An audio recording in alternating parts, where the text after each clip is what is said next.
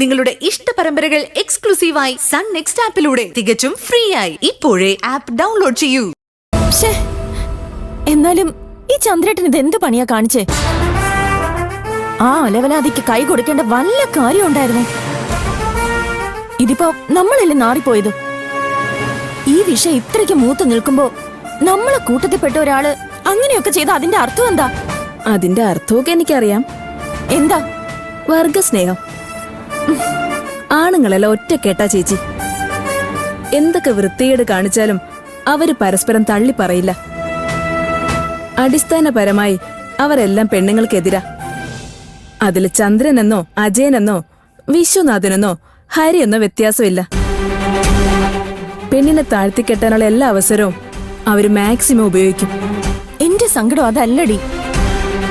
ഞാനിവിടെ നടന്നത് മുഴുവൻ ചന്ദ്രേട്ടനോട് വിശദമായി പറഞ്ഞു കൊടുത്തതാ. ഇത്രയെല്ലാം കേട്ടിട്ടും അയാളെ അഭിനന്ദിക്കാൻ ആ മനുഷ്യൻ എങ്ങനെ മനസ്സ് വന്നു? ഞാൻ വിചാരിച്ചത് ചന്ദ്രേട്ടൻ അയാൾക്കിട്ട് 2 പൊട്ടീര് കൊടുക്കുമെന്ന. പിന്നെ പൊട്ടിച്ചു. എന്നാ എന്തായിരുന്നു എന്റെ ചേച്ചി? ഞാൻ ഇത്രയൊക്കെ പറഞ്ഞിട്ടും ചേച്ചിക്ക് മനസ്സിലായില്ലേ?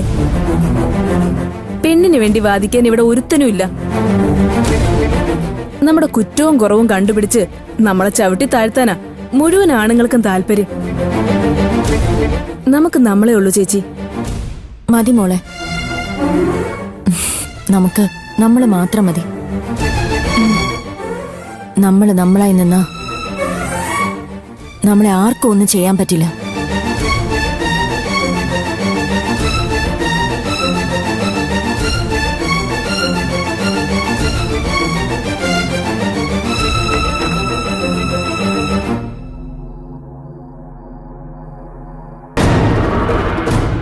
നീ എന്തു ചാടി ഈ കളിക്കുന്നത്?